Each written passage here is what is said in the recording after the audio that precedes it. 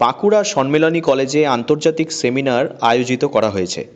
মূলত বড় বিশ্ববিদ্যালয়গুলিতে আন্তর্জাতিক মানের সেমিনার দেখা যায়।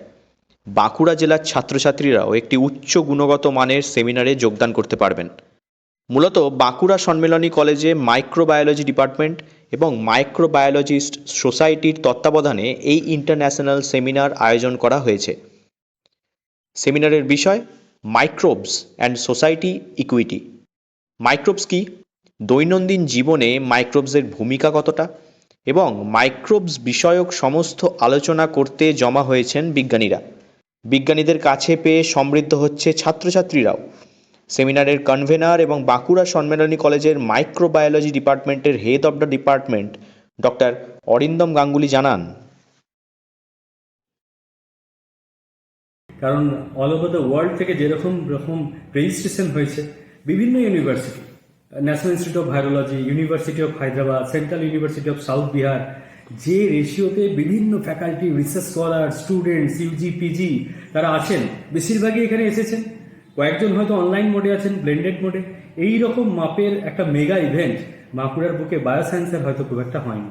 এদিক থেকে একটা বড় প্রাপ্তি। শুক্রবার সকাল 10টায় এই সেমিনারের উদ্বোধন করেন বাঁকুড়া বিশ্ববিদ্যালয়ের উপাচার্য অধ্যাপক গৌতম বুদ্ধ সুরাল। এই সেমিনারে সামিল হতে দেখা গেল একাধিক বিজ্ঞানীকে। মাইক্রোবায়োলজির ভাষায় বলা হয় ডোন্ট আন্ডার এস্টিমেট মাইক্রোবস, যার অর্থ হলো জীবাণুকে উপেক্ষা করো না, জীবাণুকে দেখো, জানো, বোঝো এবং একসঙ্গে বাস করো। এদিন ছাত্রছাত্রীদের দেখা গেল সমানভাবে অংশগ্রহণ করতে। পোস্টার বানিয়ে, প্রেজেন্টেশন দিয়ে এবং প্রজেক্ট তৈরি করে উপস্থাপন করেন ছাত্রছাত্রীরা।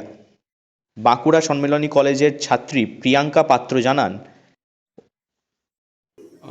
বড় বড় সায়েন্টিস্ট বা যারাই থাকেন তাদের সাথে ইন্টারাকশন করতে গেলে হেজিটেশন ফিল হয়, আর সেইটা কি কাটানো যাবে এই সেমিনারটা অ্যাটেন্ড করার পর? হ্যাঁ, একদমই। কারণ তারা খুব পোলাইটলি আমাদের সাথে মিশে তাদের মতো করে ইন্টারাকশনটা স্টার্ট করে আর কি। তো আমাদের এক্ষেত্রে হেজিটেশনটা একটু কাটানোর উপায় আছে। 2 দিন ব্যাপী এই আন্তর্জাতিক সেমিনার 22 এবং 23শে ডিসেম্বর পর্যন্ত চলবে সেমিনারটি। সেমিনারের প্রথম দিন উদ্বোধন থেকে শুরু করে প্রজেক্ট উপস্থাপনা পর্যন্ত ছাত্রছাত্রীদের আগ্রহ চোখে পড়ার মতো ছিল। শিক্ষাক্ষেত্রে বাঁকুড়া জেলার নাম কৃতী ছাত্রছাত্রীদের হাত ধরে ছড়িয়েছে দেশ বিদেশে। এই ধরনের আন্তর্জাতিক সেমিনার জেলার শিক্ষার ইতিহাসে এক নতুন অধ্যায় বলে মনে করছেন বাঁকুড়ার মানুষ। বাঁকুড়া থেকে নীলাঞ্জন ব্যানার্জির রিপোর্ট, লোকাল 18 বাংলা।